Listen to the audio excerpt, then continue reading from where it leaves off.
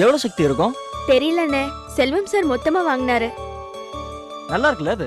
அது ஒரு 4000 இருக்குமா? ஏமா பாக்குறதுக்கு ரொம்ப நல்லா இருக்கு. தாராளமா 4000 ரூபா இருக்கும்.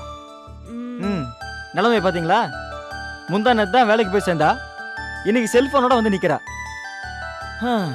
நானும் தான் ரொம்ப நாளா ஒரு கம்பெனில இருக்கேன். என்ன பிரயோஜனம்? எங்க கம்பெனில இதை பத்தி கண்டுக்கிறதே இல்லையே. அதுக்கு என்ன பண்ண முடியும்? எங்க ஆபீஸ் சின்னதா இருந்தாலும் நான் எக்ஸிகியூட்டிவ் ரேங்க்ல இருக்கேன். நீ உங்க ஆபீஸ்ல கடைநிலை ஊழியர் ரேஞ்ச்ல இருக்கியா? ஏமா அடிச்சிருவேன்.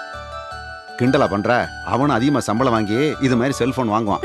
ஆமா, செல்போன் வாங்குறது இருக்கட்டும்பா, முதல்ல ஒரு நல்ல டி-ஷர்ட்டை வாங்கிட்டு ஷேவ் பண்ணி ட்ரிம்மா இருக்க சொல்லுங்க.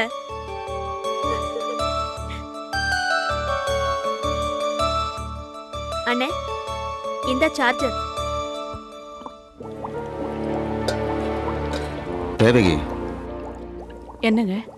இல்ல, செல்வம் தம்பிக்கு நம்ம பொண்ணு மேல அளவுக்கு அதிகமான அக்கறை இருக்கிற மாதிரி எனக்கு தோணுது. நான் பேசாம இருக்க? என்னத்த பேசுறது? ஒண்ணுமே புரியலையே. எனக்கும் குழப்பமா தான் இருக்குது. செல்போன் வாங்கி கொடுக்கறது, பண உதவி பண்றது, இதெல்லாம் பார்த்தா செல்வம் தம்பிக்கு நம்ம பொண்ணு மேல ஒரு அபிப்பிராயம் இருக்குமோன்னு தோணுது. ஏய், நான் பேசிக்கிட்டு இருக்கேன், பேசாம இருக்க? இந்த பேச்சை நீ தானே ஆரம்பிச்ச. இப்ப வாயடைச்சு போயிருக்கிற. மனசுல அந்த மாதிரி ஒரு அபிப்பிராயம் முன்னாடி இருந்தது உண்மைதான். ஆனா செல்வன் தம்பிக்கு கல்யாணம் ஆயிடுச்சுன்னு தெரிஞ்சதும். ஓ, நீ அப்படி வாரியா? இந்த பாரு, செல்வன் தம்பி யதார்த்தமா கூட நம்ம பொண்ணுகிட்ட பழகிருக்கலாம் இல்லையா? இதெல்லாம் நடக்கணும்னு இருந்துச்சுன்னா அந்த தம்பிக்கு கல்யாணம் ஆனது ஒரு தடையே இருக்காது. ஏன்னா அந்த பையனுடைய நல்ல மனசுக்கு இதெல்லாம் ஒரு தடையா இருக்காது. நீங்க அத ஈஸியா எடுத்துக்கிட்டீங்க. என்னால அப்படி முடியாதுங்க. செல்வன் தம்பிக்கு கல்யாணமான விஷயம் எனக்கு கொஞ்சம் உறுத்தலாவே இருக்குங்க. சரி, இப்ப எதுக்கு அந்த பேச்சு? வாங்க சாப்பிடலாம்.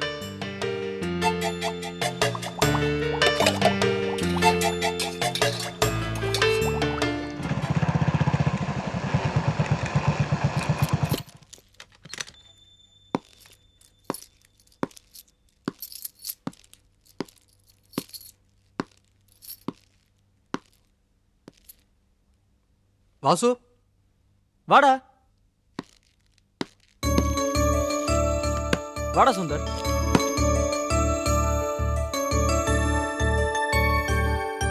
அம்மா உட்கார். இவங்க அம்மா. அம்மா என் ஃப்ரெண்டு சுந்தர். அப்புறம் இது என் சிஸ்டர் சக்தி. வணக்கங்க. என் ஃப்ரெண்டு சுந்தர். அப்பா. என்னப்பா? இவர் என் அப்பா. வணக்கம். என் ஃப்ரெண்டு சுந்தர்ப்பா. அப்படியா? உட்காருங்க தம்பி. ஏய், என்ன பாத்துட்டு இருக்க? போய் காஃபி கொண்டு. இல்ல சார், இப்பதான் வரும்போது நான் சாப்பிட்டு வந்தேன். பரவாயில்ல, போ. டேய், என் கீ உன் பேக்ல மிஸ் பண்ணிட்டேன், அதை வாங்க தான் வந்தேன். அப்படியா? ஒரு நிமிஷம். அப்பா, அந்த ஸ்விட்ச் கொஞ்சம் ஆன் பண்ணுங்க.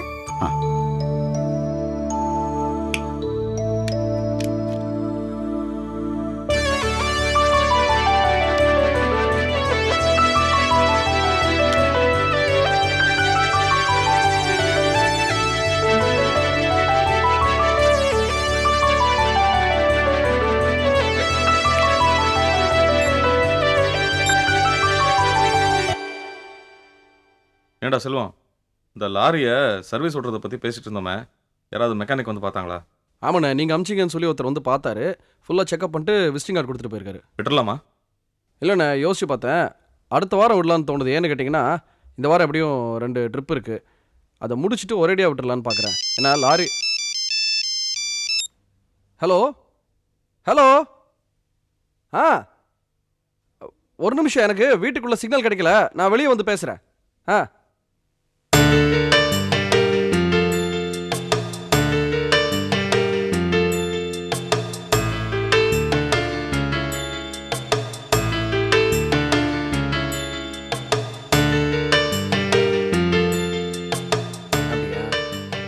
என்னங்க செல்வத்தையே பார்த்துட்டு இருக்கீங்க? இல்ல, மனசுல ஒரு விஷயம் தோணுது. என்ன விஷயம்? இந்த சக்தி இல்ல, ஆமா, அவளுக்கு என்ன? நம்ம செல்வம் என்கிட்ட கூட பர்மிஷன் கேட்காம அவளுக்கு 10,000 ரூபாய் கொடுத்துருக்கான். ம், இப்போ எங்களுக்கு செல்போன் வாங்கும்போது அவளுக்கும் சேர்த்து வாங்கி கொடுத்துருக்கான். ம்ஹும். இதெல்லாம் பார்க்கும்போது என் மனசுல ஒன்று தோணுது. என்ன தோணுது?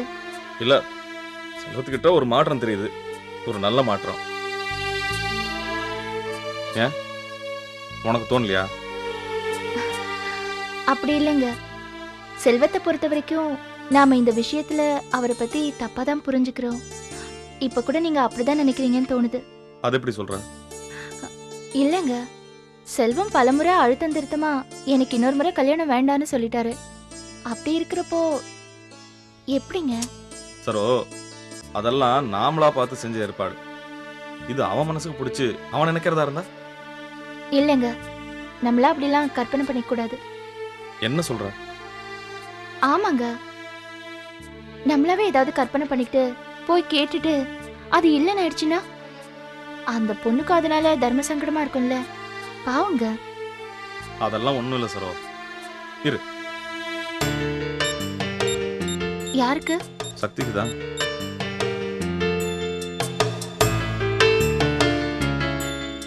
நான் சொல்ல எங்கேஜ். இப்போ செல்வம் அவகிட்ட தான் பேசிட்டு இருக்கான். சரோ, கண்டிப்பா நான் சொல்றது தான் கரெக்ட். உண்மையிலேயே நீங்க சொல்ற மாதிரி இருந்துச்சுன்னா ரொம்ப சந்தோஷங்க.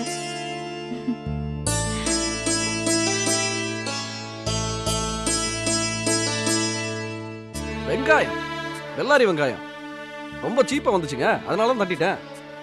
சொல்லவா உங்களுக்கும்? ஆ, சொல்லி அனுப்புங்க. நாளைக்கு சொல்றீங்களா? ஆமாம், இல்லைங்க ரொம்ப சீப்புங்க. சொல்கிறேன், நாளைக்கு உங்களுக்கு ஃபோன் பண்ண சொல்லவா? ஆமாம், இப்போ வாங்கி போடுறது நல்லதுல. சரியா? ஓகேங்க, ரைட். அப்போ நாளைக்கு ஃபோன் பண்ணுறேன். ரைட்.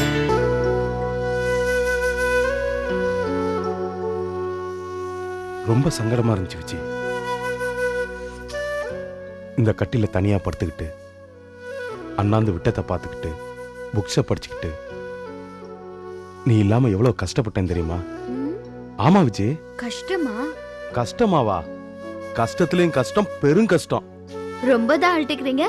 ஏதோ 2 நாள் போயிட்டு வந்ததுக்கு இப்படியா? இங்க பாரு விஜய், இத நாள் கணக்கெல்லாம் முக்கியம் இல்ல. அது 2 நாளாவும் இருக்கலாம், 2 மாசமாவும் இருக்கலாம். இது ஒருத்தர் மேல ஒருத்தர் எவ்வளவு பிரியம் வச்சிருக்காங்க, எவ்வளவு அந்யோன்யமா இருக்காங்கன்னு 2 பேர் சம்பந்தப்பட்ட விஷயம். அதை பொறுத்து தான் இதெல்லாம். எனக்கு உங்க அளவுக்குலாம் விவரம் பத்தாதுங்க. நீங்க ரொம்ப ரொம்ப விவரமான ஆளுதான். ஓஹோ, நாங்க ரொம்ப விவரமான ஆளுன்னு எப்படி கண்டுபிடிச்சீங்க? பின்ன இதுக்கே இவ்ளோ அழட்டிக்கிறீங்க. பிரசவத்துக்கு போயிட்டு வர எவ்வளவு நாள் ஆகும், அத பத்தி யோசிச்சீங்களா? அதை பத்திலாம் யோசிக்காம இல்ல விஜய். இந்த பெருசு இருக்குதுங்களே, அதுங்களுக்கு தான் சுத்தமா விவரமே இல்லாம இருக்குதுங்க. தலப்பிரசவத்துக்கு பொண்ணை கூட்டு போறாங்கல்ல, கூடவே மாப்பிள்ளைய கூட்டு போன ஒரு சம்பிரதாயத்தை வைக்க வேணாமா? அடடடடா, என்ன பிரமாதமான யோசனை. ஆள பாரு. என்ன பேசுற நீ? தல தீபாவளிக்கு பொண்ணு கூட மாப்பிள்ளையும் கூட்டு போறாங்க, அதே மாதிரி தலப்பிரசவத்துக்கும் பொண்ணு கூட மாப்பிள்ளையும் தானே கூட்டு போனோம். ஐயா, ரொம்ப வழியுது. இதோட நிப்பாட்டிக்குங்க. இத பாருங்க, என்னோட பிரசவத்தப்ப நீங்க என் கூட என் பக்கத்திலேயே இருக்கணும். அதுக்கு முன்னாடி என்ன வேலை இருக்கோ அதெல்லாம் முடிச்சிருங்க. குழந்தை பிறந்ததுக்கு அப்புறம் ஃபோன் பண்ணி வாங்கன்னு கூப்பிடுற அளவுக்கு வச்சுக்காதீங்க, சொல்லிட்டேன். என்ன விஜய், இதெல்லாமா நீ என்கிட்ட சொல்லணும்? என் தலை போற வேலையா இருந்தாலும் சரி, கண்டிப்பா பிரசவ டயத்துல நான் உங்கள தான் இருப்பேன். அதையெல்லாம் மனசுல வச்சுக்கிட்டு தான் இப்ப இருந்த எல்லா வேலையுமே அட்வான்ஸ் பண்ண ஆரம்பிச்சிட்டேன். என்னங்க, குழந்தை யார் கலர்ல இருக்கும்? உன் கலர்ல தான் பிறக்கும். ஆமா விஜய், அது மட்டும் இல்ல, பிறக்கும் போது உன்னை மாதிரி அழுதுகிட்டு தான் பிறக்கும். என் புள்ள ஒன்னும் அழக்கூடாது. ஆளை பாரு ஆளை. ஓம் புள்ள ஏன் புள்ள இல்ல, ஊர் உலகத்துல இருக்க எல்லா பிள்ளையுமே பிறக்கும் போது அழுதுகிட்டு தான் பிறக்கும். ஆனா ஒரு விஷயம் விஜய், கல்யாணமாகி 1 வருஷம் வரைக்கும் அழுதுட்டு இருந்த ஒரே ஆள் நீ மட்டும்தான்.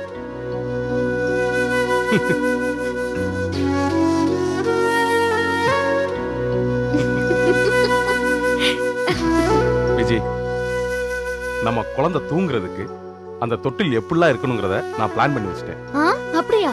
ஆமா விஜய், சின்னதா அடக்கமா நம்ம கட்டில் பக்கத்திலே வச்சுட்டு நம்ம இப்படி கையை நீட்டோம்னா நம்ம கைக்கு எட்டணும். நம்ம சௌரியமா படுத்துக்கிட்டே ஆட்டிக்கிட்டே இருக்கணும். ஏங்க, அதுக்கப்புறம் மேல ஒரு கொக்கி போட்டு அதுல ஒரு துணி கட்டணுங்க. அது எதுக்கு?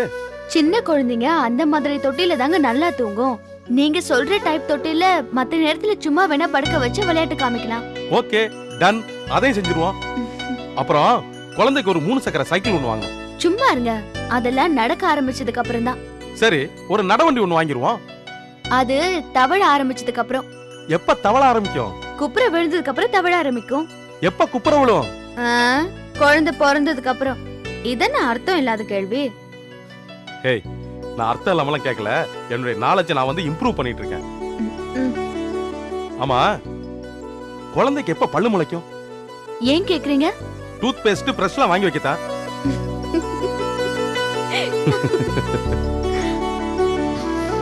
பாத்தியா விஜி, நம்ம 2 பேரும் நம்மள அறியாமலேயே இப்ப ரொம்ப ஜாஸ்தியா நம்ம குழந்தைய பத்தி தான் பேசிட்டு இருக்கோம். எவ்வளவு பெரிய மாற்றம் இது! எவ்வளவு சந்தோஷமான விஷயம் இல்ல? நான் இதை வெறும் பேச்சுக்காக மட்டும் பேசல. இப்பெல்லாம் நான் அதிகமா நினைக்கிறதே நம்ம குழந்தைய பத்தி தான். நம்ம குழந்தைய நல்லா வளர்க்கணும், நல்லா படிக்க வைக்கணும், நல்ல பழக்க வழக்கத்தை கத்துக் கொடுக்கணும். அதுக்கு என்னெல்லாம் தேவையோ அதையெல்லாம் பார்த்து பார்த்து செய்யணும் விஜி. என்ன பாக்குற? எப்படிங்க இவ்ளோ ஆசையா அக்கறையா இருக்கீங்க? ஏன் விஜி, இது நம்ம குழந்தை இல்ல? என்ன உங்க புள்ள உதைக்கிறான். சூப்பர்ரா! என்னால செய்ய முடியாதெல்லாம் அவன் தான் செஞ்சிட்டு இருக்கான். பின்றா பின்றா, நீ உங்க அம்மா என்ன செய்யுதுன்னா பாத்துக்கலாம். பின்றா, நீ பாத்துக்கலாம்.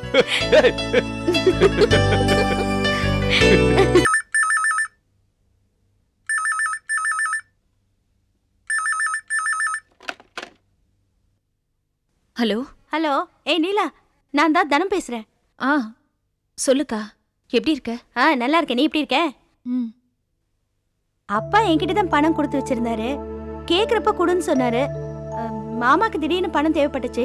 அப்பாட்ட கேட்க சொன்னாரு. நான் தான் அப்பா என்கிட்ட பணம் கொடுத்து வச்சிருக்காரு, நீங்க வாங்கிக்கிங்கன்னு சொன்னேன். அப்ப கூட மாமா வந்து அப்பா கிட்ட முதல்ல கேக்குறேன்னு தான் சொன்னாரு. நான் தான் பைத்தியக்காரி, முட்டாள்தனமா பணத்தை எடுத்து கொடுத்துட்டேன். என் மேலதான் இல்ல தப்பு. விடுக்கா, என்ன பண்றது? இல்ல லீலா, அப்பா ரொம்ப தவிச்சு போயிட்டாரு. மாமா கிட்ட கொடுத்த பணத்தை வாங்க அப்பா வேக வேகமா ஓடினாரு. ஆனா அதுக்குள்ள மாமா பணத்தை கொடுத்து விட்டாராம். என்னக்கா பண்றது? எல்லாம் தலையெழுத்து. இந்த நேரம் பார்த்து இப்படி எல்லாம் நடக்குது. அவருக்கு எப்பவுமே அவர் மனசுக்குள்ள ஒரு எண்ணம் இருக்குக்கா. அவர்னா நம்ம வீட்டு ஆளுங்களுக்கு இலக்காரம்னு. அதுக்கு ஏத்த மாதிரி எல்லாமே நடக்குது. அதனால ரவி வியாபாரத்துல ஏதோ பிரச்சனைன்னு அப்பா சொன்னாரு. பாவம், அதே மனசுல வச்சுக்கிட்டு அப்பா சரியா சாப்பிட கூட இல்ல லீலா. அப்படியா? ஆமா லீலா, அப்பா முகத்தை பார்க்கவே சங்கடமா இருக்கு. அப்பா எப்படிக்கா வருத்தப்படாம இருப்பாரு? இவர்தான் அப்பா மனச நோகடிச்சிட்டாரே. அப்பா கொண்டு வந்த பணத்தை கூட அவர் தூக்கி வீசிட்டார் தெரியுமா? அடப்பாவே! ஆமாக்கா, இப்படி ஒரு குணம் கெட்ட மனுஷன் எனக்குன்னு வந்து வாச்சிருக்காரு. பாவம்க்கா அப்பா. என்னதான் பிசினஸ் பிரச்சனையா இருந்தாலும் அதுக்காக இப்படியா லீலா? அதெல்லாம் ஒண்ணும் இல்லக்கா. ஏஜென்சிக்கு கட்ட வேண்டிய பணத்தெல்லாம் இவர் கட்டிட்டாரு. இப்போ பிசினஸ்ல எந்த பிரச்சனையும் இல்ல. ஆனா அவர் மனசுல கேவலமான எண்ணங்க இருக்கு. என்னத்த சொல்றது? அப்படியா? ஆமாக்கா, நீ அப்பா வந்த உடனே சொல்லிடு. இப்ப எந்த பிரச்சனையும் இல்லையா? ஏஜென்சிக்கு கட்ட வேண்டிய பணத்தெல்லாம் கட்டிட்டாரா? வருத்தப்பட வேண்டாம்னு சொல்லுக்கா. நான் சொல்லிடுறேன்ப்பா. லீலா, ஏதுடா அவருக்கு அவ்வளவு பணம்? அதெல்லாம் எனக்கு எதுவும் தெரியாது. பணத்தை கட்டிட்டாரு, அவ்வளவுதான். நீ மறக்காம அப்பா கிட்ட சொல்லிடுக்கா. சாப்பிட சொல்லுக்கா அப்பாவை. சரி, நான் சொல்லிடுறேன். சரி, நான் வச்சுட்டுமா? குழந்தைங்க எப்படி இருக்காங்க? நல்லா இருக்காங்க. நல்லா இருக்காங்களா? சரி, நான் போனை வச்சிடுறேன். சரிக்கா, வச்சிரு.